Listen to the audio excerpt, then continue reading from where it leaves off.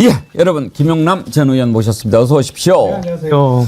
지금은 개혁신당에 소속돼 계시죠? 예, 예. 뭐 맡고 계세요? 지난번에 보니까 뭐 전략위원장인가 하시던데. 아니 그 정책위 의장 하다가 예. 지금은 그 자본시장 선진화 특별위원회 위원장 하고 있습니다. 예. 그러니까 우리나라 자본시장에 문제가 워낙 많아서 주주 보호 제도의 도입이라든지 그러니까 지배주주 말고 소액 주식 투자자들이 보호받을 수 있게 여건을 만들자 뭐 그런 게 자본시장 선진화 특위의 주요 임무가 되겠죠. 저는 이번에 꼭 국회 들어가실 줄 알았는데 너무 아쉬웠어요. 못 들어갔습니다. 근데 죄송한 말씀인데 국민의힘으로 들어가는 것보다는 잘 됐다고 생각해요. 그거 지금 108명인데 109명 되면 어떨 뻔했어요. 더 어려워지지. 그 8명 어떻게 안 될까요? 되지 않을까요? 지금 예. 좀 흔들리지 않을까요? 흔들릴 수 있는 계기가 계속 생기고 있기 때문에 언젠가는 8명이 돌아설 거라고 저는 생각해요. 좀 죄송한 질문인데 지금 모르겠습니다. 이제 당에서 중책을 맡고 계셔서 이런 말씀 하실 수 있는지 모르겠는데 지금 저도 사실 웬만하면은 이렇게 그 얘기를 공식적으로 하는 것을 자제해 왔는데 이제는 이 대통령 윤석열을 저 자리에 계속 두는 게 큰일 날 것 같아가지고 어떻게 해서든지 빨리 좀 끝내는 게 나라를 위해서 좋겠다라고 생각을 하거든요. 혹시 김 의원님도 그런 생각 갖고 계세요? 그러니까 방법은 두 가지 정도가 있겠죠. 예. 아무리 대통령직이라도 본인이 그만하겠다 아니면 내 임기를 좀 줄이겠다라고 하면 뭐 그렇게 할 수 있는 거고 그래서 임기 단축 개헌 얘기가 있는 것이고요. 그래서 대통령의 임기를 지금 우리가 5년으로 하고 있는데 그러다 보니까 대통령 선거, 국회의원 총선거, 지방선거가 다 들쭉날쭉이잖아요, 사실은. 예. 그래서 내후년 지방선거에 맞춰서 대통령 선거 그리고 4년 중임제 개헌을 하면서 적어도 대통령 선거하고 지방선거는 같이 치르고 그 중간에 딱 임기 중반인 2년 후에 총선을 치르면서 정권에 대한 중간 평가 성격을 갖게 하자라는 논의가 있는 것인데 그거는 이제 개헌의 문제가 일단 나오는 것이고 또 대통령이 스스로 본인의 임기를 단축시킬 의사가 있느냐. 왜냐하면 우리 헌법 부칙에 헌법 개정으로 인해서 그 당의 대통령의 임기에 대해서는 영향이 없다. 근데 정확하게 표현하면 임기를 연장할 수는 없다는 취지는 명확한데 임기를 줄이는 것도 가능하냐 그건 좀 논란이 있을 수 있기 때문에 어쨌든 그런 방법이 있는 것이고 두 번째는 민주당을 비롯한 야당에서 자주 언급하는 탄핵이 있는 것이죠. 근데 개헌이든 탄핵이든 국회 3분의 2 이상의 찬성이 필요한 것이고 지금 야당이 3분의 2에서 대략 8석 정도가 모자라는 상태인 것이고요.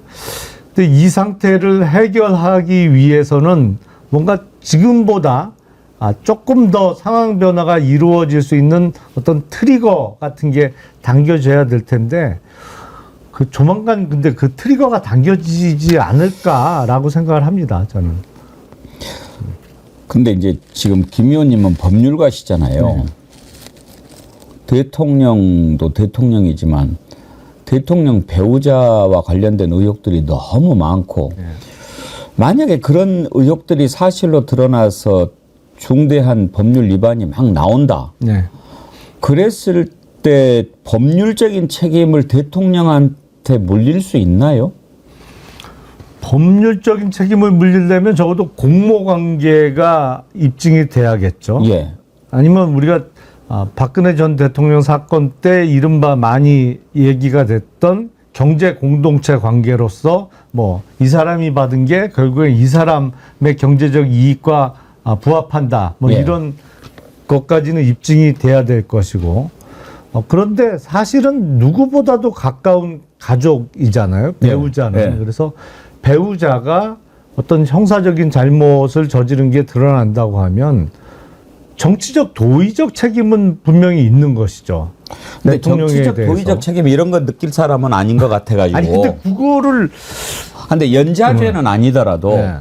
최소한도 이게 일반 사람들의 단순한 부부관계가 아니고 최고 권력자지 않습니까? 네. 그러면은 어떤 잘못을 저질렀을 때 그 부분에 대해서 제대로 수사를 해야 되는데 비호를 하고 또 못하게 막고 뭐 이런 것들이 드러나면 그건 법률 위반 아닌가요? 아, 그렇죠. 네. 그거는 그야말로 그 부분이 드러나면 원래 잘못한 거에는 공모관계가 없더라도 배우자의 잘못된 사건에 대해서 수사를 못하게 방해를 했거나 뭐 막았거나 그러면 그건 직권남용이죠. 똑 떨어지는 직권남용이죠. 그렇죠. 예. 지금 김건희 씨를 둘러싸고 벌어지는 의혹이 한두 가지가 아닌데 완전히 이제 정치에까지 노골적으로 개입하는 그런 상황, 그런 개연성이 이제 드러나고 있거든요. 비근한 예로 지난번에 국민의힘 당 대표 뽑는데 문자가 이렇게 나왔잖아요. 한동훈하고 네. 주고받았던 게.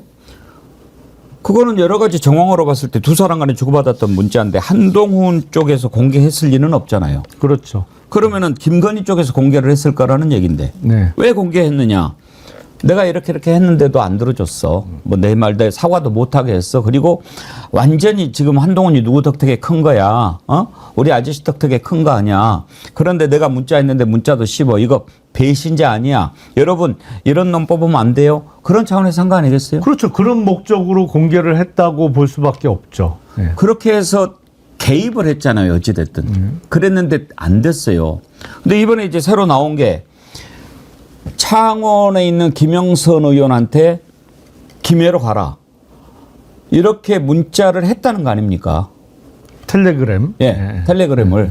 텔레그램도 문자죠? 아, 뭐 그렇죠. 뭐 통화도 결국엔 했을까요? 지금 뭐 새로운 증거가 또 나온다는 얘기가 있어요.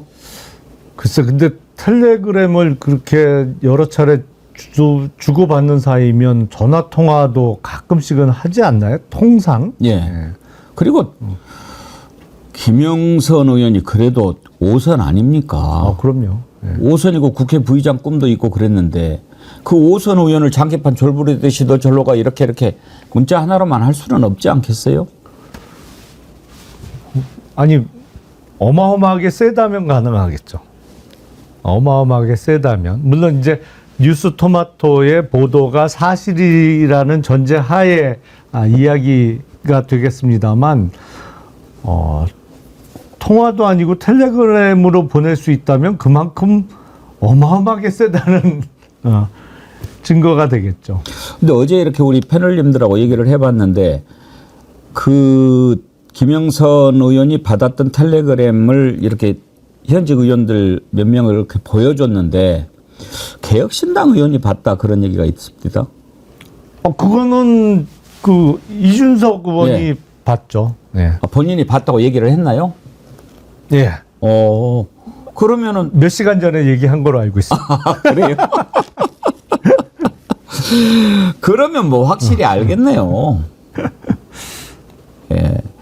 같은 개혁신당이라서 좀 말씀하시기가 곤란한가요? 그러니까 오늘 아침에 이제 이준석 의원이 뭐 방송에 출연해서 거기 뉴스 토마토에서 언급됐던 A 의원 그게 자기가 맞다라고 인정을 했어요. 근데 이제 그게 어떤 그 공천 개입이라고 판단하기엔 애매한 부분이 있다.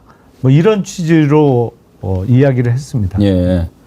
알겠습니다. 뭐 거기에 대해서 왜 그렇게 얘기하는지 또 뭐 완결성 얘기하는지 거기에 대해서는 또 여러 가지 해석이 있는데 또 같은 개혁신당에 계시니까 좀 곤란하실 수도 있으니까. 아니 근데 저는 예. 기본적으로 그렇게 생각해요. 예. 공천 개입이냐 아니냐 이거는 어떤 주관적 판단이 내가 보기엔 공천 개입인데 뭐 이 정도면 나는 공천 개입을 했다고 보기는 어려울 텐데 뭐 이렇게 주관적 판단이 사람마다 다를 수는 있죠. 예, 근데 예. 대통령의 영부인이 적어도 선거나 공천과 관련해서 현역 국회의원과 어떠한 대화나 문자를 주고받았다면 그거 자체가 대단히 잘못된 일 아닌가요? 부적절하죠. 그런 단어 자체가 예. 올라오면 안 되는 거죠. 예. 사실은. 예. 근데 이제 부적절한데 일단 그런 그 공천에 개입해서는 안 되는 사람이 이렇게 했을 때 두 가지를 봐야 될 거 아닙니까? 개입해서 안 되는 사람이 어떤 지위에 있는 사람이냐. 그리고 그 표현에 강도가 어느 정도였느냐. 그런데 대통령 배우자면 그야말로 최고 권력자의 와이프인데 그 사람이 예를 들어서 뭐 제 생각에는 그쪽보다는 이쪽에 사시는 게 더 어떨까 싶어요. 이런 정도면 뭐 조언이나 그런 수준이 되겠지만 이쪽으로 옮기면 제가 많이 도와드릴게요. 이런 수준의 대화였다면 그건 확실한 개입이라고 봐야 안 되겠습니까? 아니 저는 지금 김건희 여사의 상황에서는 두 가지 다 개입이라고 저는 생각해요.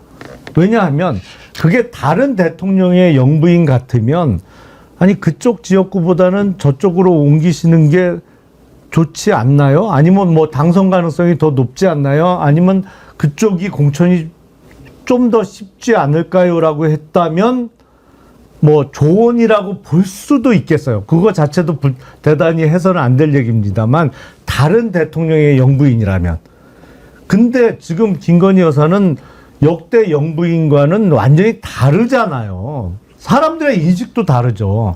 정치인들은 다 돌아가는 걸 아는데 지금 김건희 여사가 뭐 어떻게 하는 게 더 좋지 않을까요라고 하면 그걸 누가 거부할 수 있겠어요? 여권 인사 중에. 저는 그거는 그걸 누가 단순한 조언이라 내가 그렇게 해도 그만 안 해도 그만인 얘기라고 받아들일 수 있는 여권 인사가 누가 있겠어요? 그건 왕년의 영부인일 때나 가능한 스토리지. 지금 김건희 여사가 그렇게 얘기하면 그건 그렇게 하지 않으면 안 되는 상황이죠. 그렇죠. 좀 죄송한 말씀인데 이거 여쭤봐도 돼요? 뭐요? 요즘에 이렇게 방송 가끔 많이 하시잖아요. 그전보다 더 좀 재미있으시지 않아요? 왜 제가 여쭤보냐면 지금 이제 우리 댓글에 오별사랑님께서 김영남 의원님 전에는 좀 억지 소리로 말씀을 많이 했을 때는 싫어서 채널을 돌렸는데 요즘에는 우리와 상식이 같으신 것 같아서 좋아졌어요. 그런 글을 주셨어요. 제가 그러니까 그 얘기도 언젠가 방송에서 하셨잖아요. 손바닥 왕자 뭐 대충 씻어서 뭐 그랬을 거다라고 얘기했다가 지금 이제 하셨는데 그때 그렇게 할 수밖에 없는 상황에서 얘기하시는 것과 지금 좀 제대로 된 얘기를 막 이렇게 하시니까 더 방송하기가 즐거워지지 않았냐 그런 말씀 드리는 거예요. 아니 마음 편하죠. 그러시죠? 사실은 뭐 왕자도 많은 분들이 오해하시는데 네. 제가 그걸 정말로 심각하게 디펜스를 할 목적으로 한 얘기는 아니거든요. 사실은 그 사건 자체가 너무 한심해서 사실 일종의 뭐 약간의 비트는 취지로 얘기한 건데 뭐 할 얘기가 없잖아요. 그게 당시 후보 측의 해명도 새벽에 집에서 나가는데 동네 할머니들이 힘내라고 이렇게 써준 왕자를 안 지웠다. 차마 지우질 못했다는 게 설명이었는데 아니 새벽에 쓴 글씨가 어떻게 그때 TV 토론은 저녁에 늦게 있었는데 그때까지 안 지워진다는 거는 아무리 유성으로 썼다고 하더라도 있을 수 없는 일이잖아요. 적어도 흐릿해지기라도 해야지. 그러니까 그거는 제가 정말 심각하게 이거를 당시 후보를 방어해야지라는 의도보다는 왜 모르겠어요. 어떻게 대충 이루어졌는지. 그러니까 일종의 뭐랄까 그걸 어떻게 조금 사실은 비튼 거죠. 근데 이제 터무니없는 일이 일어났다는 거에 같은 대해서. 진영에 계셨으니까 저는 이제 충분히 이해하는 측면이 있지만 저는 지금도 이제 뭐 국민의힘에서 국회의원 하고 있는 분들은 몰라도 많은 분들이 이 정도까지인 줄은 몰랐다고 생각하는 분들은 많을 것 같아요. 그때 당시에 윤석열이 후보가 딱 됐을 때 이제 우리 진영을 위해서는 이 사람이 대통령이 돼야 된다라고 생각하고 웬만한 건 디펜스 해주고 막아주고 네. 그랬는데 지금 이렇게 하는 거 보고 저 정도일 줄은 몰랐다 이런 분들이 많을 것 같아요. 저도 그러니까요. 그러시죠? 사실은 저는 뭐 20 몇 년 전이죠. 뭐 같이 근무한 적도 있고 당시 검찰청에서 하신 적도 있나요? 그때 그 김대중 정부 시절에 광주지검에서 같이 근무했었습니다. 그러셨군요. 그러니까 검사 윤석열을 오래전부터 봤던 사람이고 해서 그 간단하게 설명드리면 이렇게 못할 줄은 몰랐어요. 정말로. 그런데 사실은 그때는 이렇게 같이 밥도 먹고 그랬지만 결혼 이후에는 그 접촉이 없었거든요. 뭐 저도 그렇고 또 제가 검찰에 있다가 옷 벗고 나온 지도 벌써 12년이 됐으니까. 그러니까 별로 접촉이 없었는데 제가 보기엔 그 결혼 이후에 많이 바뀐 게 아닌가? 설마 그때 보던 그 검사 윤석열이 지금 맞나? 라는 생각도 들어요. 그러니까. 변했을까요? 변한 건지 제가 그때 미처 파악을 못한 건지. 근데 지금 보면 너무 우격다짐이잖아요. 사실은 의대 정원 2,000명 확대를 고집해서 지금 의료 대란이 벌어지고 있는 상황도 전혀 합리적이지가 않단 말이에요. 근데 저렇게 비합리적으로 일을 처리하고 이성하고는 먼 결정을 하는 사람이었나라는 의문이 계속 드는 거죠. 그러니까 검사할 땐 그러니까 뭐 조금 사건이 수사가 조금 거칠고 뭐 이런 평가는 있었어요. 그때도. 예. 조금 거칠다. 아니면 너무 이렇게 한쪽으로 쫙 밀고 간다라는 말은 안 해도 평가는 검사들끼리 서로 스타일을 알지 않습니까? 알죠. 네. 저희는 그냥 좀 예를 들면 뭐 설경구 스타일이라든지 그러니까 그런 평가는 있었지만 지금과 같은 모습을 보일 거라고는 생각을 못했거든요. 네. 아무튼 지금 뭐 너무 이제 걱정이 될 정도가 그러는데 감사원에서 발표한 거 보면 정말 기함을 할 정도인데 네. 의원님은 이거 감사원 결과 보고 어떤 생각이 드셨어요? 제가 조금 전에 모 방송에서 그 말씀을 드리고 왔는데 예. 그 주도한 업체가 21g이잖아요. 주식회사 21g. 근데 그 회사명을 제가 보고 처음에 드는 생각이 이게 영혼에 무게가 있다라고 주장하는 사람들이 사람의 영혼의 무게가 21g이라는 주장을 하거든요. 그 21g이 영혼의 무게라고 하는 것을 김 의원님은 진작에 알고 계셨던 거예요? 예. 근데 이제 보도를 통해서 코바나 콘텐츠에 그 전에 후원도 하고 김건희 여사하고 친분이 깊은 업체 중에 이번에 대통령 직무실과 관저 공사를 주도한 업체가 21g이라는 보도를 보고 회사 이름을 왜 하필 21g으로 줬을까? 이거는 그러니까. 사람 영혼의 무게라고 주장되는 숫자가 21g인데 네. 그게 이제 조금 더 자세히 설명을 드리면 20세기 아주 초반에 미국의 맥두걸이라는 의사가 있었어요. 근데 이 양반이 자기가 보던 환자의 사망 전 몸무게하고 사망 직후의 몸무게를 재보니 21g의 차이가 나더라. 그래서 이게 사망하면서 그 사람의 영혼이 몸에서 빠져나가면서 무게 차이가 나는 거다. 그래서 사람 영혼의 무게는 21g이다. 이런 주장을 했어요. 20세기 초반에. 그게 맥두걸이군요. 맥두걸이라는 의사가 한 건데 저는 뭐 그거는 조금 의문입니다. 왜냐하면 그때 당시 얼마나 정확하게 측정을 했는지도 잘 모르겠고 그리고 사람이 사망하면서 이렇게 몸에서 분비물이 나오거든요. 이게 모든 근육이 일시에 탁 풀리면서 분비물이 나옵니다. 그래서 그것 때문에 그 체중의 변화가 있을 수 있거든요. 그래서 그걸 얼마나 정확하게 보정을 해 나가면서 측정했는지를 몰라서 안 믿는데 그렇게 주장하는 사람들이 있어요. 근데 하필 딴 것도 아니고 회사 이름을 21g으로 했길래 이 회사를 운영하는 사람이 그런 걸 대단히 신봉하는 사람인가 보다. 근데 하필 또 김건희 여사하고 친분이 있는 업체라고 하니 이건 뭐 동서양을 넘나들면서 하여튼 그쪽과 영혼 뭐 이런 거 관련해서는 동양서양의 그 주장을 가리질 않는구나. 뭐 이런 생각을 했어요. 김건희하고 관련이 있는 업체라고 하는데 꼭 뭐 영적 세계 뭐 이런 게 나오니까 21g 이름을 단 장례식장이 꽤 있답니다. 주로 이제 그런가요? 반려견 장례식장. 이런 데가 이제 21g 이름을 많이 쓴대요. 그러면은 인테리어 업체라고 그러는데 뭐 반려견 장례식장 인테리어를 하거나 영안실 인테리어를 하면서 21g을 쓰면 몰라도 일반 인테리어 업체가 21g이라고 쓰는 건 좀 이상하긴 하잖아요. 좀 이상하죠. 예.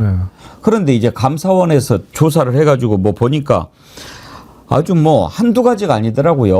뭐 사전에 예산도 확보 안 됐는데 그냥 해. 뭐 또 한두 가지가 아니고 거기에서 또 빼돌린 액수도 또 엄청나고 그러는데도 그걸 그냥 넘어가면서 누가 추천했는지 기억도 안 난다고 그러고 그렇게 발표를 하면 요즘에 저는 검찰이나 경찰이나 감사원이나 꼭 옛날에 박종철 군 사망 사건 때 탁 치니까 억하고 죽었다 그 식으로 이렇게 발표를 하는데 그렇게 발표할 때 안 부끄러울까요?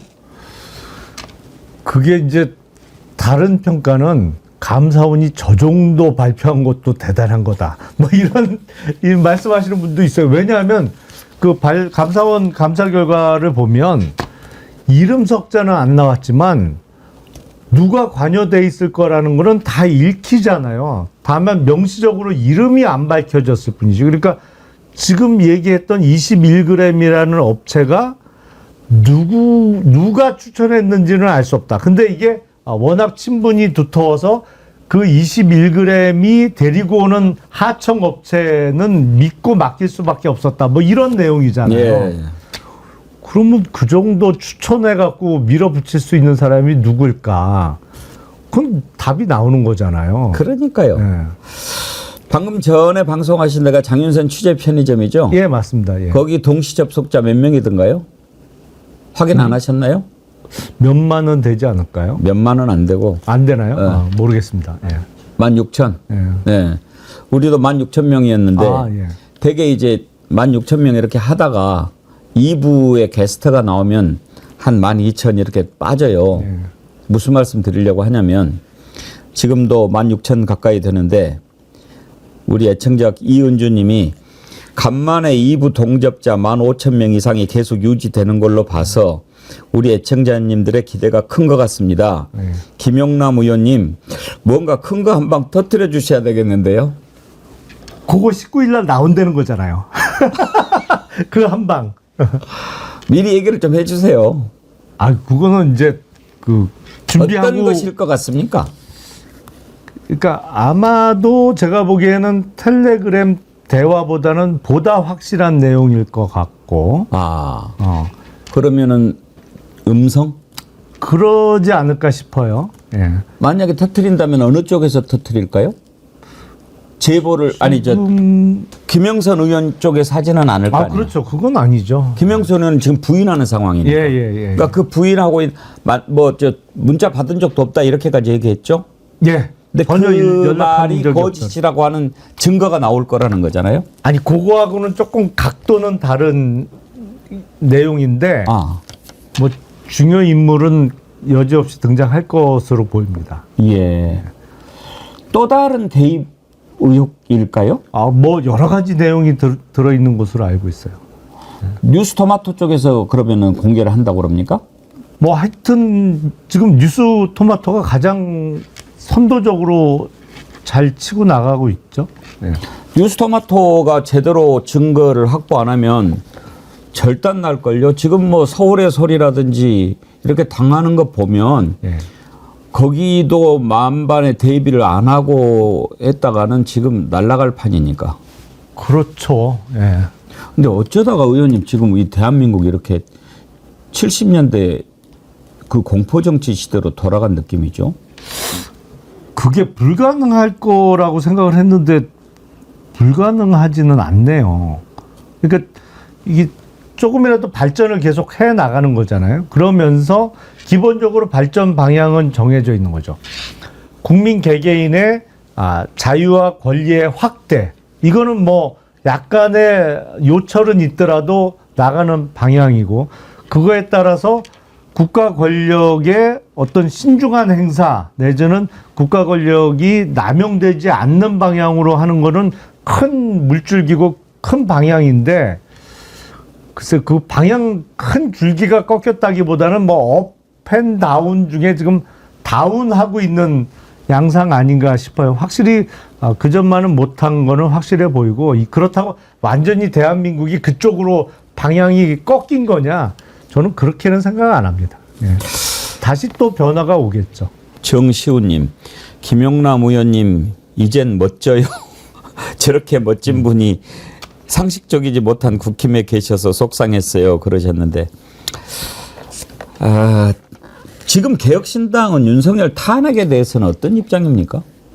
탄핵에 대해서는 신중한 입장인 거는 맞습니다. 예. 그래서 우리나라 탄핵 제도는 미국은 정치적 탄핵이죠. 그러니까 탄핵 여부의 결정을 상원 의원 100명이 투표로 결정하는 것이죠. 근데 우리는 미국과 같은 정치적 탄핵이 아니고 사법적 탄핵 제도를 갖추고 있습니다. 그러니까 국회에서 3분의 2 이상의 찬성을 얻더라도 헌법재판관 9명이 결정하는 탄핵이잖아요. 근데 그 탄핵은 대통령이 잘못하고 있다, 뭐 인기가 없다 이런 사유보다는 헌법과 법률의 중대한 위배 사유. 그러니까 사실은 범죄 행위가 그것도 중대한 범죄 행위가 입증이 돼야 탄핵이 가능한 구조를 우리는 갖고 있기 때문에 구체적으로 대통령의 그런 범죄 행위, 탄핵 사유가 어느 정도 입증될 때까지는 탄핵에 대해서는 신중해야 된다. 뭐 그런 입장입니다. 지금 이제 지난번 특검법 표결 때도 그렇고 일부에서 그런 얘기도 합니다. 이준석 대표가 지금 몇 살이죠? 1985년생이잖아요. 그렇죠. 예. 예. 85년생. 지금 2024년이니까 만 40살이 안 됐단 말이에요. 예. 그러니까 지금 탄핵에 대해서 대통령 선거를 치르면 우리나라 헌법에 만 40세 이상 대통령 출마 자격이 있는데 이준석이 만 40살이 안 돼서 자기 대통령 선거 못 나갈까 봐 85년생이니까 2025년 이후에 탄핵해야 된다고 지금 끌고 있는 거다. 그런 얘기도 하더라고요. 아니 그건 뭐 제가 모르겠습니다. 당사자가 아니라 잘 모르겠는데 탄핵을 뭐 지금 추진한다고 내일 모레 바로 되는 건 아니지 않나요? 그런 얘기가 나오는 거예요. 그러니까 왜 개혁신당은 그 다른 조국신당이나 민주당처럼 탄핵에 대해서 좀 적극적인 목소리를 내지 않는가. 이제 그러면서 이런저런 얘기가 나오고 또 심지어는 나중에 또 다시 또 국민의힘하고 합치는 거 아니야 이런 얘기도 나오고. 일단 그건 이준석 의원의 85년 몇 월생인지를 따져봐야 될 것 같고 만약에 1, 2월생이면 뭐 충분할 것 같고 지금부터 시작해도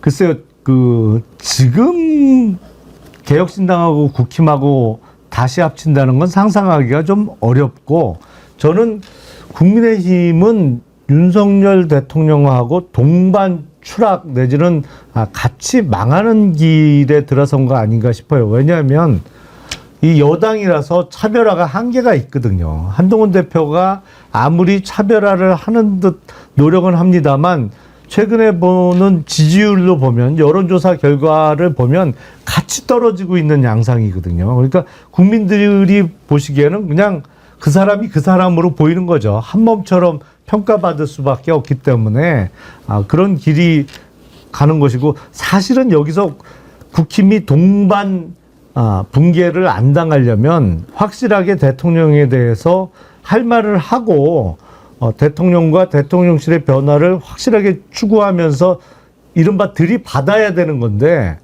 들이받는 정도는 아니잖아요. 그냥 다른 목소리가 조금 나오는 정도이기 때문에 그렇게 되면 같이 망하는 길을 피해갈 수는 없어 보입니다. 근데 그걸 저희가 아는데 합칠 일은 없죠. 김 의원님 보시기에도 윤석열하고 한동훈은 완전히 이제 쫑난 것 같습니까? 감정에 골이 깊어서 옛날처럼 그냥 서로 이렇게 궁합이 맞아서 한 몸처럼 하기는 이미 불가능해진 것이 아닌가 싶어요. 두 사람 간의 관계는 어떤 걸까요? 그냥 서로 주고받는 관계였을까요? 아니면 죽고 못 사는 관계였을까요? 옛날 민주화 시대의 의리, 동지 이런 관계는 아닌 것 같고. 서로 필요했던 거는 틀림없어 보이고요. 그리고 서로 이익을 봤던 것도 맞는 것 같아요. 그러니까 윤석열 주로 이제 검찰에서 맺어진 인연이니까 윤석열 검사가 치고 나가면 뒤에 실무 작업을 해주고 뭐 이러면서 그 같이 성장하는 관계였던 것은 틀림없고 또 윤석열 대통령이 계속 끌어준 것도 맞잖아요. 그렇죠. 뭐 젊은 나이에 법무부 장관도 예. 시켜줬고 총선을 목전에 두고 여당의 비대위원장도 사실은 시켜줬다라고 표현하는 게 맞을 것 같고. 비대위원장은 그렇죠. 예. 대표는 좀 다르지만. 그렇죠. 예. 그러니까 그런데 이해관계가 갈리기 시작한 것이고 한동훈 대표 입장에서는 저렇게 인기 없는 대통령하고 계속 한 몸으로 엮이다간 나는 제대로 선거 치러보지도 못하고 그냥 망할 수도 있겠다라는 위기감이 들고 있을 것이고 윤석열 대통령 입장에서 보면 내가 장관도 시켜줘 사실상 정치권의 입문도 시켜줘 뭐 계속 그 윤석열 대통령이 잘 쓰는 표현 중에 키웠다. 내가 뭐 거의 업어 키웠다라고 생각을 하는데 말을 안 들어? 뭐 이게 상당히 배신감도 들고 괘씸하게 생각도 드는 그런 뭐 관계 같아요. 어떤 관계가 됐든지 옳지 못하게 시작한 것은 좋지 않은 결과가 나오죠. 네. 예. 오늘 아주 이렇게 나와주셔서 감사하고요. 이준석 의원이 1985년 3월 31일 생이네요. 그럼 뭐 얼마 안 남았네요. 그러면 4월 1일을 기준으로 해서 한번 해보죠. 4월 1일은 만우절이라 그날은 조금 피하셔야 될 것 같습니다. 모든 게 뭐 거짓말로 들릴 수도 있어서. 그럴 수도 있네요. 네. 하여튼 좀 조금이라도 당겨보고 싶으니까 그럼 4월 2일로 하십시다. 신명철님, 김용남 의원님, A, B 의원 누굽니까? A는 이준석, B는 천하람 맞습니까?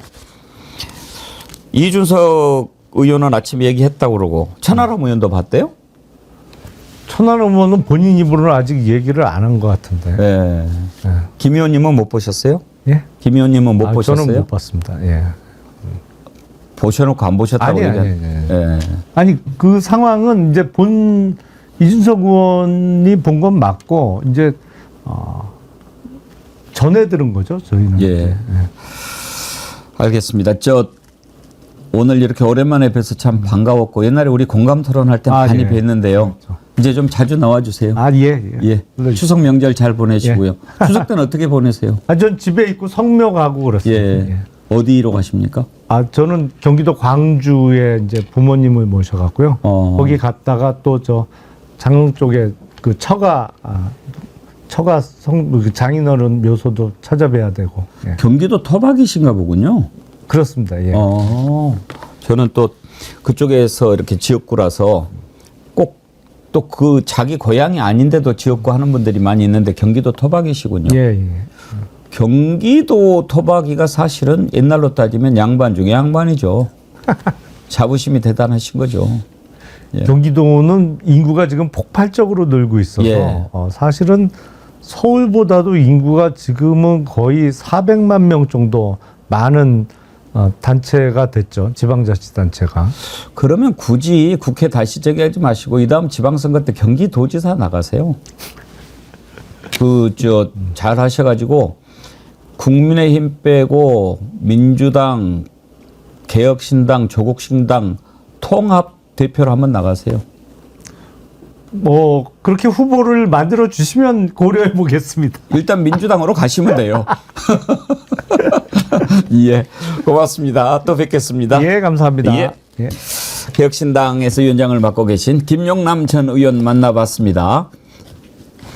예, 오늘 여러분들 정말 많이 축하해 주시고 함께해 주셔서 너무너무 감사합니다. 또 이렇게 많이들 축하해 주셨는데 제가 좀 소개해 드려야지요.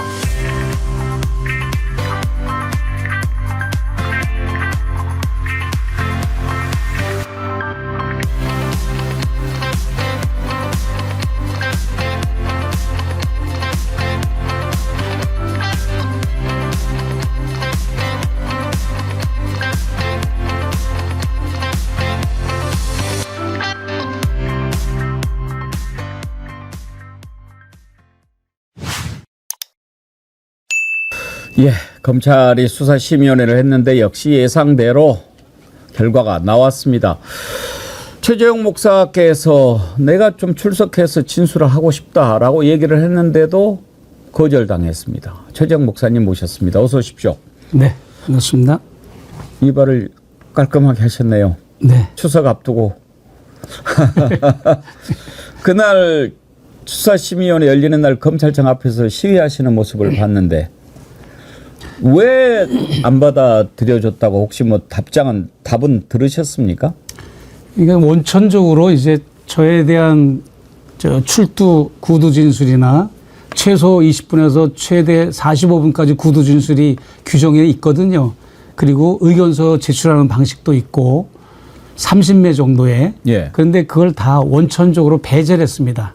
저에 대한 출두 진술이나 의견서 제출에 대해서 묵살을 하고 외면을 한 거죠. 그래서 저는 어떻게 할까 고민하다가 아이디어를 낸 게 그러면 모든 언론사 기자들을 불러서 기자회견을 하자 해서 제가 며칠 전에 지난주 연속으로 뭐 행사들을 했지만 기자회견을 열어서 그 대검 정문 앞에 정말 방송사, 신문사 기자들이 거의 다 왔습니다. 와가지고 그분들한테 아예 출력을 해서 제 의견서를 손에 쥐어줬고 원하는 분들한테 문서 파일로도 다 보냈어요. 방송사, 신문사마다 기자들에게. 그렇게 해서 어떻게든지 저 수심이 15명의 손에 들어가라고 전달을 했고 또 그것마저도 안 될 것 같아서 대검 민원실에 접수를 했습니다. 제가 접수를 해서 접수증을 받았어요. 제 의견서니까 수심위 위원들한테 전해 주십시오 라고 접수증까지 받았거든요. 그럼에도 불구하고 수심위가 열리는 1시간 전까지 전달이 안 된 겁니다. 그걸 제가 어떻게 알았는가 하면 수심위가 열리는 날 제가 아까 말씀한 것처럼 오전 11시부터 8시까지 거기에서 제가 계속 기자회견도 하고 발언도 하고 농성도 하고 그렇게 했는데 그 농성도 적절한 표현은 아니고요. 5분 대기조였습니다. 예. 날 불러가세요. 바로 부르면 3분 안에 달려갈 수 있습니다. 라고 내가 계속 방송했거든요. 왜냐하면 15층에서 하더라고요. 대검청사. 날 불러달라. 그런 의미에서 대기한 의미죠. 5분 대기조로 대기하면서 방송을 이어갔는데 수심위원들이 1명씩 2명씩 들어가는 모습이 보이더라고요.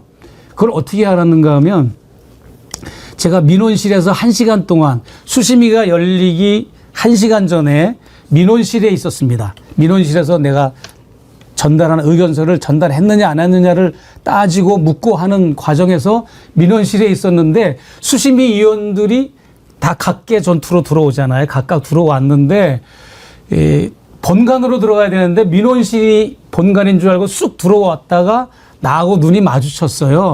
그래서 나는 선글라스를 꼈거든요. 그래서 저인 줄 모르고 그분들이 예. 여기가 수심이 하는데 입구입니까? 물어보는 거예요. 그래가지고 제가 마치 안내원처럼 예, 여기는 아니고 내가 안내해 드리겠습니다 하면서 뭐라고 얘기를 했는가 하면 혹시 하루 전날 최재형 목사의 의견서를 받아보셨나요? 그랬더니 아니요, 저는 받아본 적 없습니다. 딱 답변을 하는 겁니다.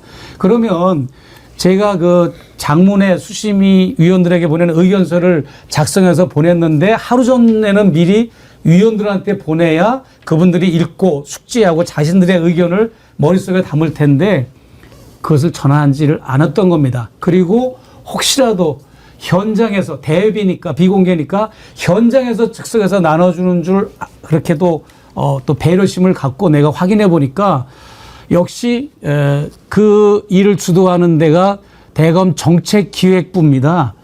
대검 정책기획과와 정책부에서 같이 이걸 하는데 그 대검 정책기획부장이 우리가 잘 아는 전무공권사 아닙니까? 윤 대통령하고 윤 대통령이 검찰총장 시절에 대검에서 같이 근무를 했고 윤 대통령이 당선자 신분 시절에 인수위원회에 가장 먼저 들어와서 일한 검사가 바로 전무공검사인데 그 사람이 15명을 뽑는 역할을 맡고 있는 겁니다. 그렇기 때문에 15명의 수심위 위원을 선정하는 것도 투명하지가 않고 공평하지도 않고 또 제가 전달한 의견서가 철저하게 차단된 걸로 나는 확인이 됐습니다. 그럼에도 불구하고 너무나 얄밉고 너무나도 분노스러운 거는 뭐냐면 수사심의원회 발표가 나고 불기소 권고로 처분이 나고 나서 모든 기자들한테 배포한 대검 대변인실과 중앙지검의 그 문자에 뭐라고 적혀 있는가 하면 최재형 목사의 의견서를 검토했다라고 콕 찍어서 명시를 했더라고요. 저는 그걸 보고 이건 국민 기만이다. 저를 기만한 것뿐만 아니라 온 국민을 기만한 거다. 저의 의견서는 아예 제도적으로 방어하고 차단했거든요.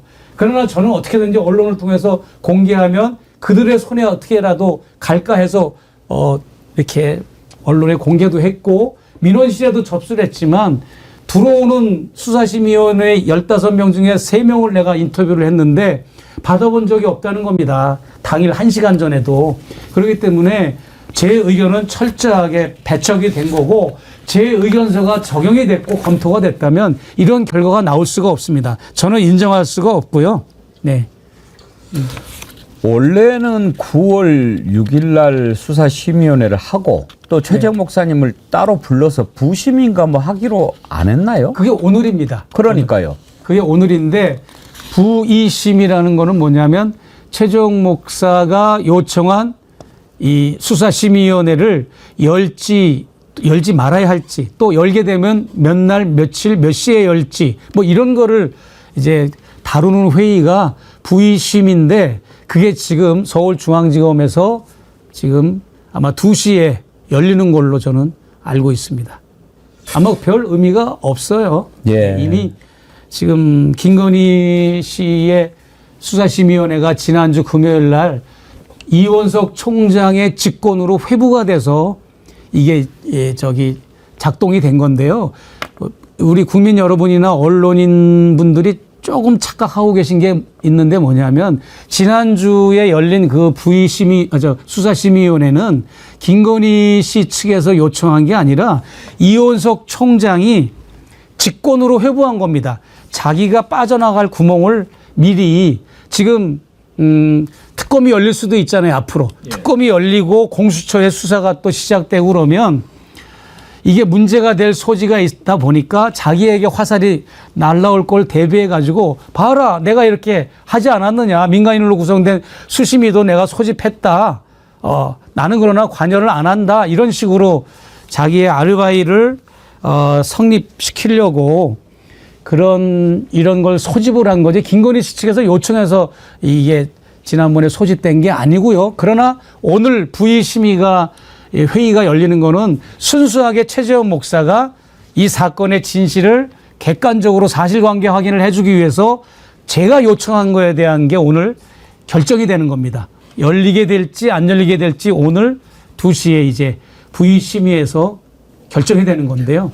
저는 알 수가 없습니다. 기대는 하십니까? 기대는 안 합니다. 저는 오늘 아침에 이원석 총장이 나와서 이미 정리를 해버렸다고 생각하는데요. 그러니까요. 예. 네. 뭐 한들 무슨 의미가 있을까 싶기도 하고요. 네, 이미 뭐 범죄가 아니고 예. 뭐 여러 가지 덕스럽지 못하고 그런 건 잘못한 건 아니지만 예. 그냥 현명하지 못한 예, 처신으로. 부적절한 처사한 건 맞지만 범죄 혐의는 아니다라고 규정을 했지 않습니까? 그런데 이제 예. 김건희는 그렇게 정리를 했다고 치죠. 네. 지금 목사님은 경찰 검찰 조사 받으면서 지금 이 건이 몇 가지 돼 있지 않습니까? 그렇습니다. 네. 지금 처벌받을 위기에 있는 거 아닙니까? 그러니까 이제 제가 하는 말이 김건희 씨에 대한 혐의 없음이 이거는 올바른 수사 결과가 아니다. 그렇게 내가 주장하는 거고 국민권익위원회 조사도 저를 소환하지 않고 발표했기 때문에 그것도 부당한 공고 인정할 수 없는 거라고 얘기를 했고 또 이번에 검찰 수사 결과도 그거는 수사가 너무나 부조리하고 형평성에 어긋나고 엉성한 수사였다. 그걸 내가 지적을 했고 또 역시 지난 금요일 날 했던 수사심의위원회도 역시 저를 배제한 채 했기 때문에 반쪽짜리다. 이걸 내가 주장했잖아요. 그런데 이원석 총장이라고 하는 이 인물은 지난 8월 26일인가요? 출근길 기자들과의 문답에서 정말 충격적인 얘기를 했지 않습니까? 뭐라고 얘기를 했는지 기억하십니까? 저는 수사심의위원회에 관여할 수가 없습니다. 라고 딱 잘라서 얘기를 했어요. 물론 그 흔한 답변일 수도 있는데 그게 굉장히 분노를 유발하는 발언이거든요. 제 입장에서는. 왜냐하면 그거는 마지막에 결론이 어떻게 나든 그거는 내 책임이 아닙니다라는 말이에요. 그리고 오히려 김건희 씨의 검찰 수사 결과를 면죄부를 주는 하나의 또 그런 행위의 절차인 거고 오히려 그리고 날개를 달아주는 거고 그날 그게 그 발언뿐만 아니라 이원석 총장이 했던 발언 보면 제3자 화법으로 그렇게 말을 하잖아요. 왜 총장이 자기가 맡은 사건이고 자기 관할의 모든 사건인데 주체적인 발언을 안 하고 왜 이것은 내가 관여할 수 없습니다라고 딱 잘라서 얘기하는 걸 보고 저는 정남이가 떨어지더라고요. 그리고 이원석 총장의 그 지위와 권한이라면 그 포지션이면 중앙지검장이 보고서를 들고 왔잖아요. 수사 결과를. 그러면 딱 살펴보고 이거 혐의 없음이라는 게 말이 안 돼. 기소해. 라고 말할 수도 있고 이렇게 이거 수사해가지고 영 이거 안 돼. 지금 뭐 디올백을 반환하라고 그러는데 반환을 깜빡 잊어버려서 비서가 안 했다고 그러고 뭐 술은 뭐 폐기 처분했다고 그러고 화장품은 물에 젖어서 버렸다고 그러고 그다음에 최재형 목사가 본 것, 목격한 것 금융위원을 임명하는 거는 전혀 한 적이 없다고 발뺌을 하고 또 뭐 책을 갖다 버리고는 경호원한테 뒤집어 씌우고 이런 거 불합리하다. 재수사해. 라고 지시할 수도 있거든요. 그런데 재수사 지시도 안 하고 기소로 하라는 지시도 안 하고 그냥 성인군자처럼 사자성어만 쓰면서 출근길에 동문서답 뭐 이렇게 아주 그냥 자기 빠져나가는 것처럼 아주 그냥 그런 처신만 해왔거든요. 그러다가 이제 임기는 이제 내일 모레면 임기 끝나는 건데 그래서 저는 이 중앙지검과 대검의 이원석 총장이 서로 갈등이 있고 대결 구도가 있고 불화가 있는 것처럼은 보여진 거는 맞습니다. 그래가지고 중앙지검이 본인의 지시에 잘 안 따랐고 그런 안 따른 이유 때문에 감찰을 감찰을 지시하기도 했잖아요. 그럼에도 불구하고 이원석 총장은 자기가 이제 퇴임하고 나서 비단길을 가고 안정적인 길을 가기 위한 그냥 권력과 그냥 맞짱을 뜨거나 권력과 투쟁을 할 목표도 이유도 그런 의지도 없다는 게 이 사람의 모든 발언 속에 그동안 우리가 속았던 겁니다. 왜냐하면 이 사람이 발언하고 나면 국민들이나 제가 조금씩 기대했거든요. 아, 이 사람은 법 위에 아무도 군림해서는 안 된다. 법 위에는 단 한 사람도 서 있으면 안 된다. 그 순간 나라는 망한다. 이렇게 말할 때는 아, 이 사람이 그래도 뭔가 결기가 있구나. 속았습니다. 지금까지 다 속은 겁니다. 이원석 총장한테 그런 결기나 그런 것 애당초 기대하는 사람 별로 없었을 거고요. 네네. 지금 이제 목사님께서 김건희한테 준 백 국고로 귀속한다고 해요. 네. 그러면 도대체 그 전에 이거에 뭐 국가 기록물이고 뭐 그렇다고 하는 것은 도대체 어떻게 된 건지 궁금한데 그걸 떠나서 목사님께서 지금 검찰이 확보하고 있다는 그 가방이 네. 내가 준 게 아니다 이렇게 얘기를 하셨더라고요.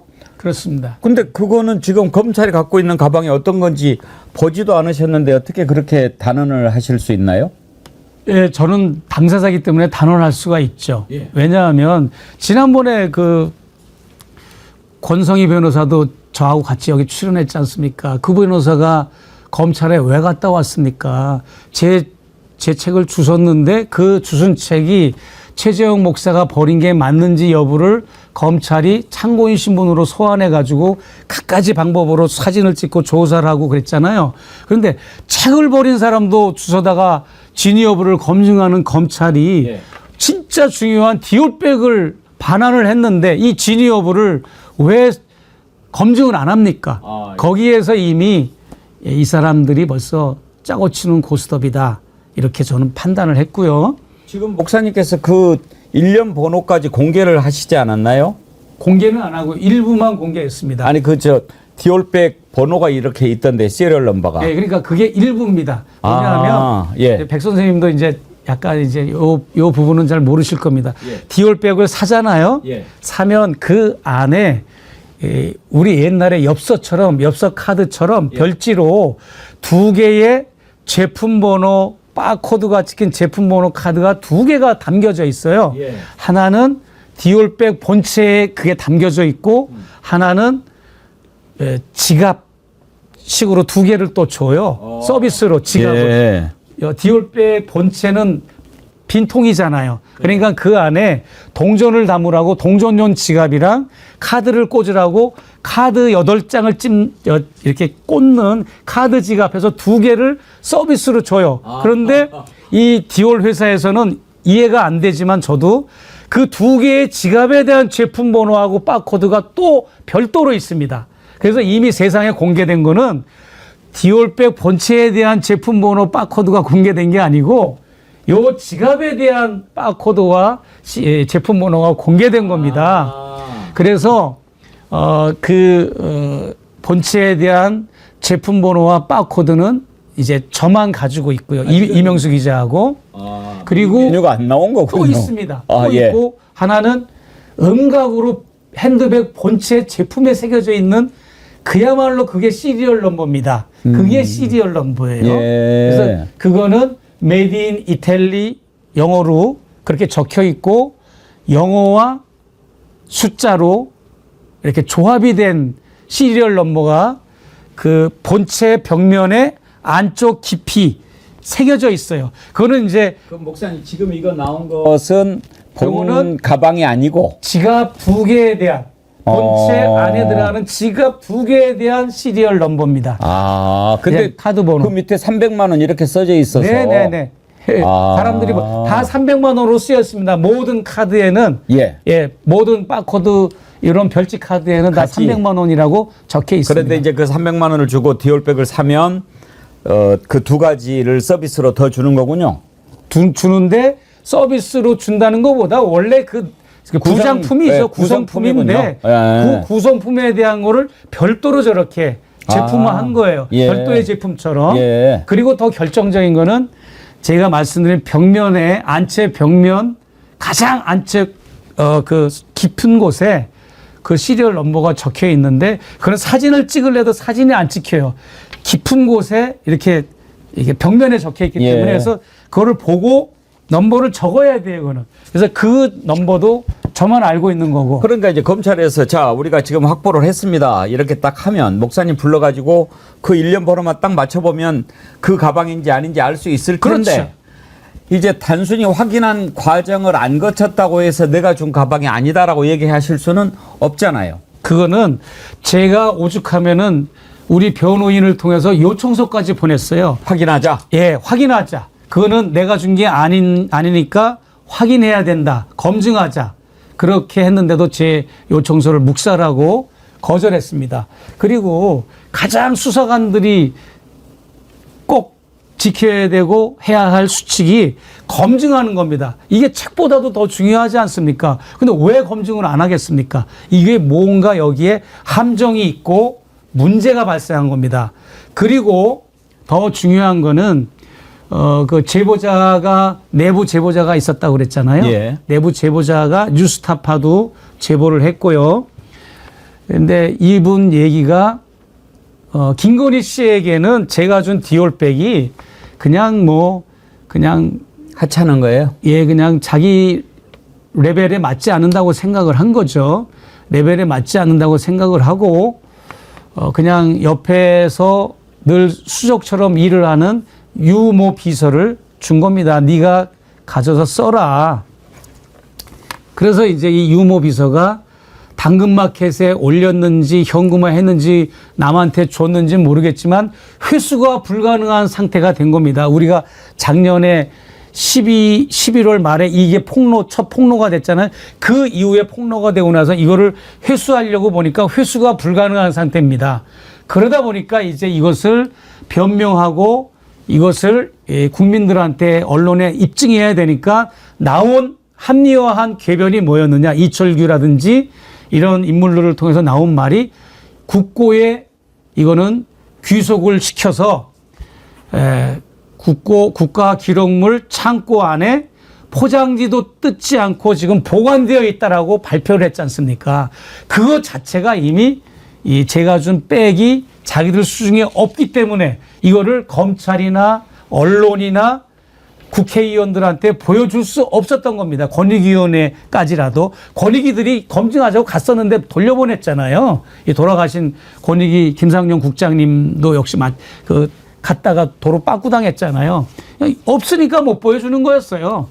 그러다가 이제 검찰 수사가 막바지에 이르니까 결국은 이게 임의 제출 형식으로 이제 압수물품의 형식으로 제출을 해야 되는 상황이 되니까 동일한 제품을 내가 볼 때는 동일한 제품을 사다가 제출한 겁니다. 그랬을 거다. 네. 그러니까 그것을 공개하는 즉시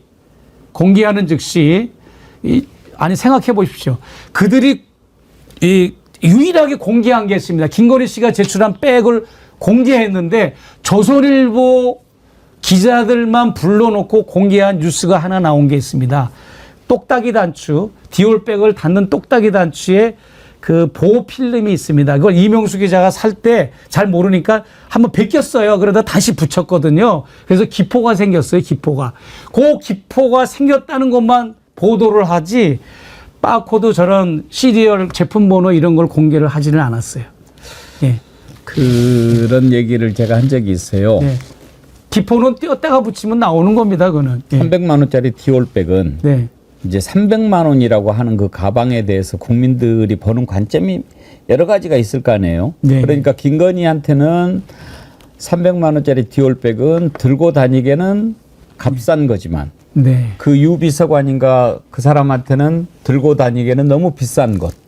이런 차이가 있는 거죠. 그래서 이제 처분을 했을 거라고 생각이 되는데 이제 우리 최정 목사님은 평소에도 제가 말씀하시는 것 들어보면 아주 정확하게 팩트에 기반해서 말씀을 하시고 또 표현도 아주 잘 골라서 하시기 때문에 저는 그 말씀을 듣고 이건 또 뭔가 또 다른 결정적인 증거가 있는 거 아닌가 해서 여쭤본 거예요. 왜냐하면 평소에 목사님 화법으로 따진다면 지금 검찰이 확보했다고 하는 그 디올백은 내가 준 가방이 아닐 겁니다 라고 얘기하지 않고 아닙니다 라고 단언을 하셔서 네. 그러면 이건 안 불러서 확인하지 않았다는 차원을 넘어서 뭔가 확실하게 들은 제보나 근거가 있어서 그러시지 않았을까 생각한 네, 거거든요. 제보가 조금 더 디테일한 제보가 있는데 그 제보 내용이 나가면 이분의 위치나 이게 노출이 되는 상황이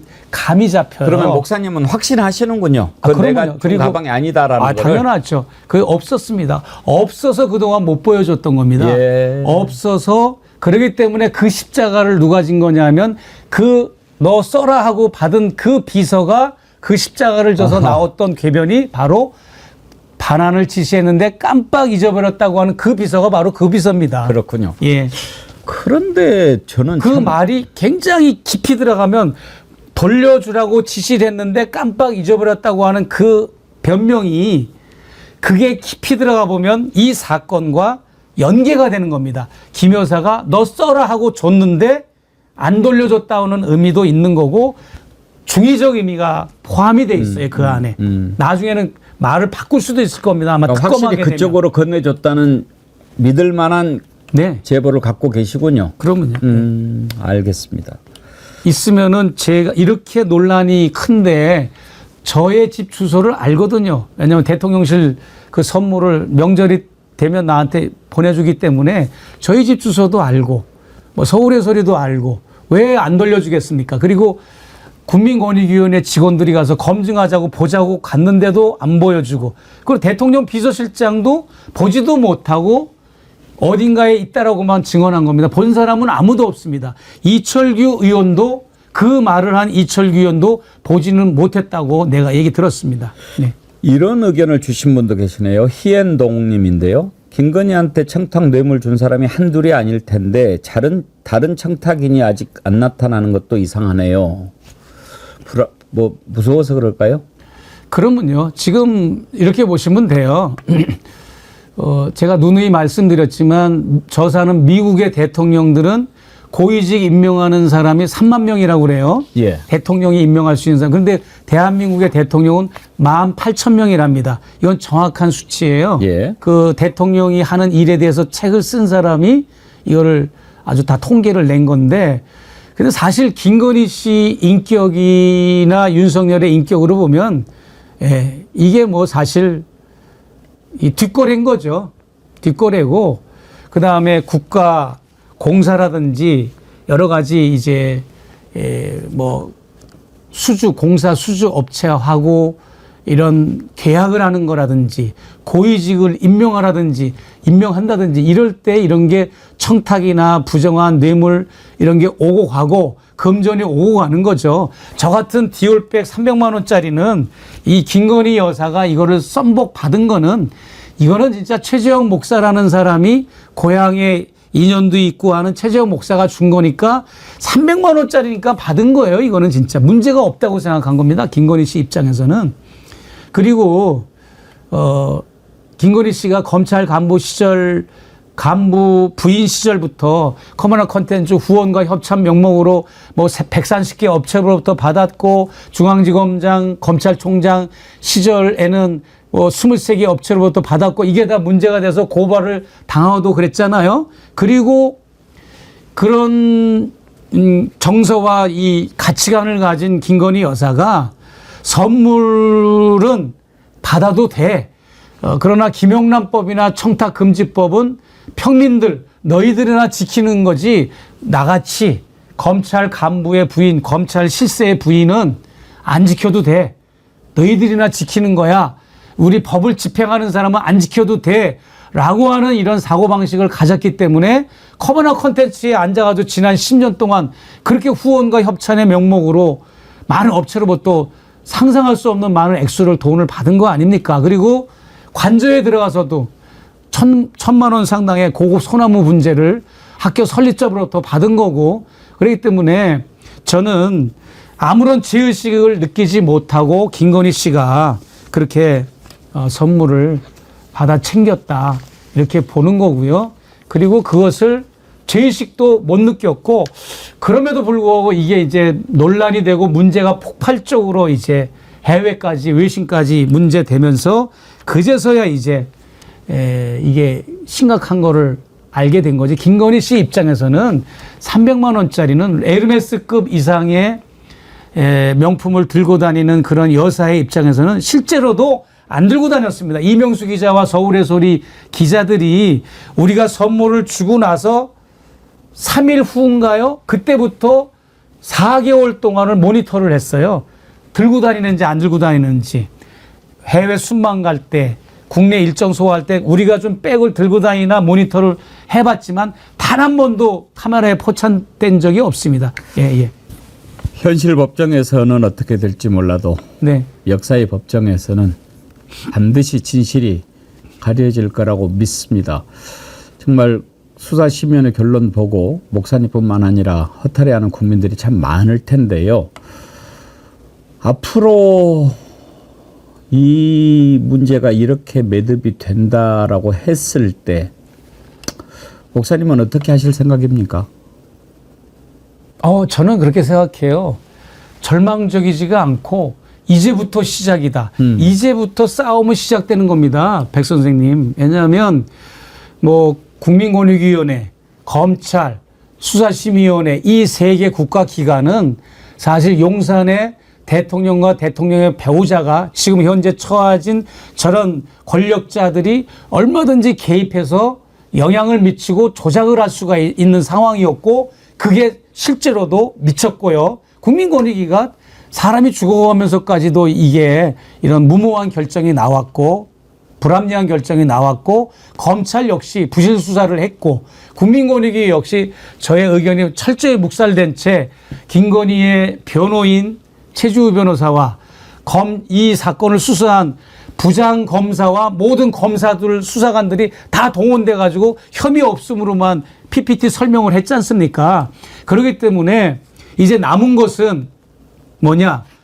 공수처의 수사와 일말의 기대를 갖습니다. 공수처에도 고발되어 있으니까 공수처의 수사와 우리 국민들의 열화와 같은 이런 분노와 또 우리 여러와 같은 이런 정의감으로 인해서 저는 집단지성을 믿습니다. 국민 여러분들의 국회 특검이 곧 작동이 되면 이것이 그동안 드러나지 않은 실체들이 제가 그렇게 누누이 이렇게 방송이나 유튜브에 출연하면서 주장했던 것들이 하나씩 하나씩 껍데기가 벗겨질 날이 오리라고 저는 생각을 합니다. 네. 그래도 우리 목사님 힘내시라고 오늘 많은 분들이 글을 보내주셨습니다. 권YH님, 최 목사님 우리나라를 살리실 분입니다. 안전하시기만을 기도합니다. 이향님, 목사님 말씀에는 언제나 힘이 있습니다. 응원드립니다. 이혜숙님, 목사님 국민이 있습니다. 힘을 내셔야 합니다. 송금자님, 최정 목사님 건강 조심하세요. 의견들 주셨고요.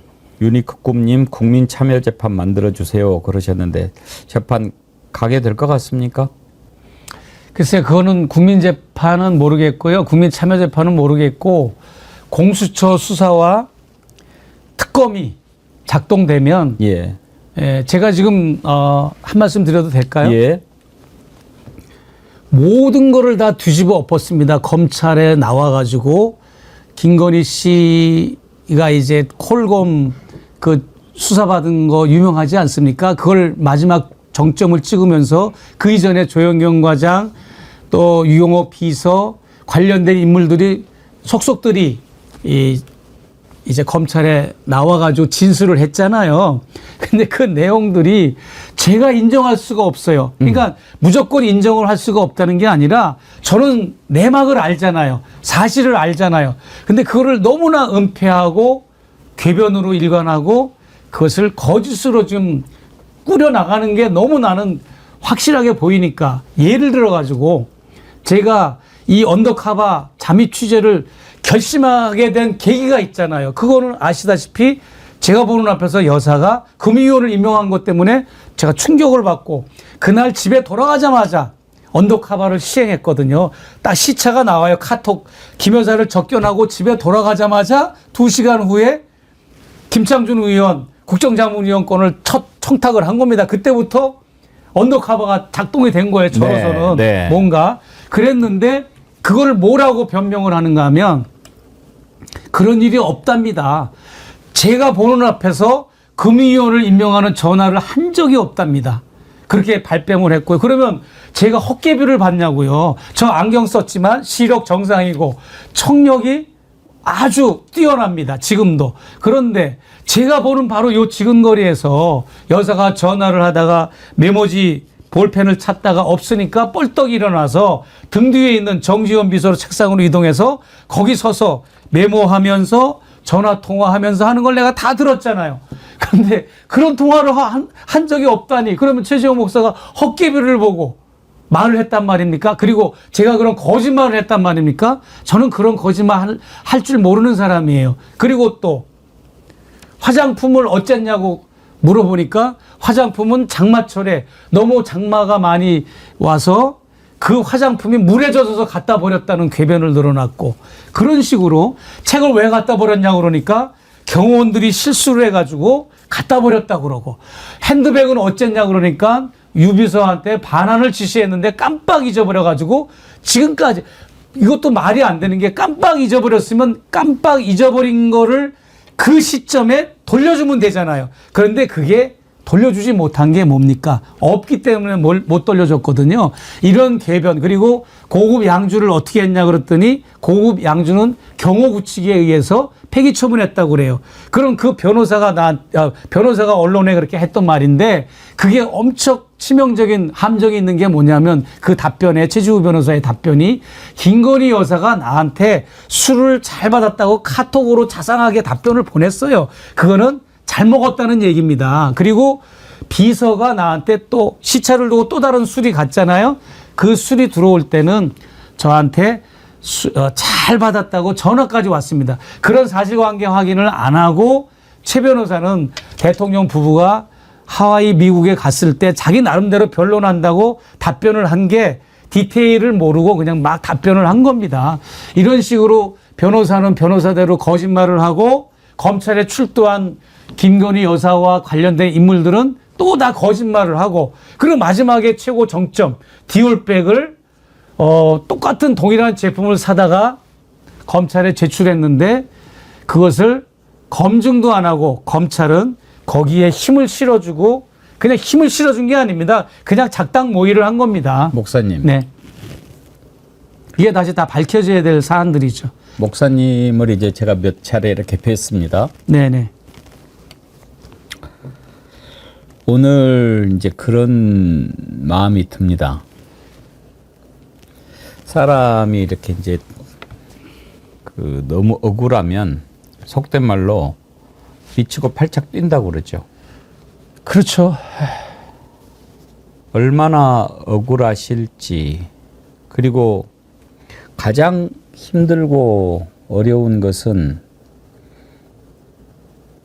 이제 내가 외치는 소리가 마치 허공으로 흩어지는 것 같은 생각이 드실 때 더 힘드실 겁니다만, 오늘 저는 꼭 그 말씀을 드리고 싶습니다. 절대 그렇게 생각하지 마십시오.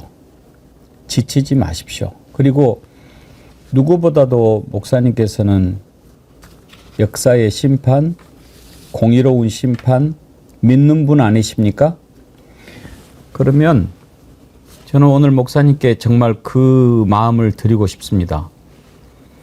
목사님은 정말 지금 미치고 팔짝 뛰실 것 같은 심정일 거고, 어떻게 이 세상의 정의가 무너질 수가 있는가, 이렇게 무너질 수 있는가, 그리고 애국 시민들이요 어떻게 이걸 그냥 두고 볼 수 있는가, 이런 마음 드시겠지만 반드시 심판이 이루어질 거다라는 말씀 드리고, 꼭 이 말씀 드리고 싶어요. 건강해지시면 안 됩니다. 네. 제가 그동안 이렇게 오늘 또 이발도 말끔하게 하셨지만 수척해지시고 헬스케진 모습을 보면서 제가 좀 마음이 많이 아픕니다. 우리 지치게 하고 제풀에 지쳐서 쓰러지게 하고 말라서 죽게 하고, 그게 저들이 바라는 거 아닙니까? 그러니까 목사님께서 그걸로 더 애끓이시고, 물론 앞으로 겪을 고초가 지금까지 겪은 고초에 비하면 아무것도 아닐 수도 있지만, 역사를 통해서 그렇게 억울하게 고난받고 고초를 겪었던 사람들을 좀 생각하시면서 건강을 좀 잘 챙기셨으면 하는 말씀을 꼭 드리고 싶네요. 예, 감사합니다. 너무 이게 고소고발, 그냥 합리적이지 않은 고소고발을 너무나 이제 많이 당하다 보니까 굉장히 좀 고통스러운 건 사실이고요. 또 아까도 말씀하신 것처럼 김건희 씨는 무혐의로 다 이렇게 입증이 돼서 온 국민들이 국민들한테 다 압니다. 예, 목사님. 알렸지만 모르지 않습니다. 네네. 예. 지금요. 예. 그 말씀을 계속 하신다고 국민들이 더 알고 그러지 않습니다. 오히려 국민들은 의연하게 버티는 목사님을 더 보고 싶어 합니다. 그러니까 건강 잘 지키셔야 합니다. 예, 그래서 하여튼 제 사건을 그럼 제 사건도 종결을 해줘야 맞는 거잖아요. 근데 김건희 씨는 무혐의로 종결을 하고 제 사건은 거의 20여 건에 되는 고소고발건은 계속 방치라고 표현은 그렇지만 계속 유지를 시켜서 저를 지금 힘들게 하고. 목사님이요. 네. 목사님이 지금 겪고 계시는 그 네. 고초를 통해서 우리 국민들이 이 정권이 얼마나 악랄하고 무도한지를 보고 있습니다. 이 악랄하고 무도한 정권을 어떻게 해야 되겠습니까? 그 심판에 목사님이 지금 희생 제물로 쓰여지고 있다고 저는 생각합니다. 얼마나 억울하시겠습니까? 왜 목사님이 그 희생양이 돼야 합니까? 그러나 참아내셔야죠. 지금 그렇게 돼 있지 않습니까? 제가 오늘 다른 때하고 사뭇 달라진 모습을 뵀어요. 목사님이 거의 한계 상황에 와 계시구나 하는 마음이 문득 들었어요. 참아내셔야 됩니다. 만약에 목사님이 여기서 지치시면 안 됩니다. 조금 마음을 조금만 좀 다스리시고,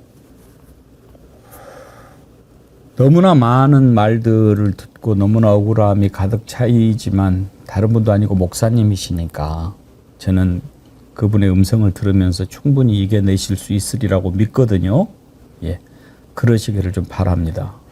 목사님 오늘 너무 힘들어 보이시는데 제가 함께 기도하겠습니다. 네, 고맙습니다. 뭐 잘 헤쳐나가리라고 저는 생각을 하고. 목사님 하나만 생각해 봅시다. 느닷없이 박정희 때 간첩으로 몰려가지고 재판을 받은 사람들이 있습니다. 그 사람들이 무슨 간첩 짓을 했겠습니까? 그런데 선고를 받은 지 몇 시간 안에 사형이 집행이 됐습니다. 죽어버렸습니다. 그 가족들 어떻게 했습니까? 그런 세상을 지내왔습니다. 예? 아니, 나라를 공포로 몰아넣기 위해서 그냥 학생들, 운동했던 사람들을 붙잡아다가 간첩죄를 씌워가지고 온갖 고문으로 말도 안 되는 증거를 조작을 해서 그걸 가지고 법원에서 사형을 선고하고 사형 선고한 지 몇 시간 만에 사형을 집행해 버렸던 그런 세월이 있지 않았습니까? 그 세월을 어떻게 이겨냈겠습니까? 그 부모님들은요, 그 가족들은요. 오죽하면 윤석열을 대통령으로 만드는데 맨 앞에 섰던 김종인 씨마저 박정희, 전두환, 그 다음이 윤석열이다, 이렇게 얘기하겠습니까? 윤석열을 대통령으로 만드느라고 맨 앞장섰던 자가 박정희, 전두환과 같은 윤석열이다, 독재자로 규정하지 않습니까? 그런 영감마저도 그렇게 얘기하는데 그걸 모르는 국민들이 있겠습니까? 목사님 힘내십시오. 예, 절대요. 뭐 지금 뭐 가족들도 못 만나고 나가지도 못하시고 또 원래 또 명절에는 가족들 더 생각나는데 그러신 것 제가 아는데요. 힘내십시오. 네. 목사님.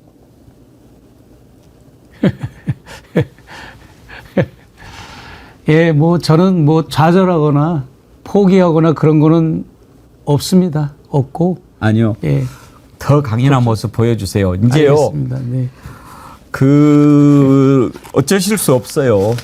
한번 쭉 한번 보십시다. 김대중 대통령은 어떻게 그걸 견뎌냈는지, 그리고 만델라는 어떻게 살아남았는지 한번 좀 다시 한번 좀 생각해 보시죠. 예, 좋은 감사합니다. 근데 제가 너무나 무리한 부탁 드리는 거 압니다. 지금 제가 어떻게 감히 그 목사님 마음 1000만 분의 1이라도 지금 제가 느끼고 공감할 수 있겠습니까? 많은 그게 옳다고 생각해서 주제넘게 말씀을 드리는 겁니다. 네가 내 마음을 알아 그러지 마시고 우리들이 한 마음으로 목사님 응원하고 있다는 말씀을 꼭 드리고 싶어서 그랬으니까요. 예. 고맙습니다. 예. 예, 그렇게 말씀해 주셔서 제가 한 템포 컴다운하고 또 다시 한번 또 돌아보고 재충전하고 또 결기를 다지고 해야 될 것 같습니다. 그러시기를 바랍니다. 네, 네. 제가 오늘 목사님이 이렇게 답변하시는 모습을 보면서 저러시면은 건강이 매우 안 좋아지실 수도 있는데 그런 걱정이 문득 들어서 제가 좀 그랬으니까요. 오늘 여기까지 하시고 끝나고 특별한 약속 없으면 기다리시죠. 점심 같이 하시게. 네. 예, 그래요. 고맙습니다. 예, 수사심의원의 결론을 보면서 참 얼마나 힘들었을까요, 우리 최재형 목사님. 여러분 지금 세상이 이렇게 됐습니다. 우리가 더 흔들리지 않고 연대해야 할 이유를 또 하나 보는 시간 아니었습니까? 참 악랄하고 무도한 정권입니다. 아니 어떻게 돈을 저 선물을 받아 챙긴 사람은 그렇게 아무 일 없이 풀어주고 준 사람을 저거 말도 안 되는 걸로 엮어서 벌을 주려고 하고 이렇게 정의와 상식과 공정을 거꾸로 뒤집어버린 사람이 온전할 수 있겠습니까? 당장 지금은 너무나 우리가 고통스럽지만 반드시 그 대가를 치를 날이 올 겁니다. 우리가 역사를 통해서 보지 않았습니까? 얼마 남지 않았고요. 반드시 공의는 이루어집니다. 우리는 그걸 믿고 갑니다. 예, 오늘 순서는 여기서 마쳐야 되겠네요.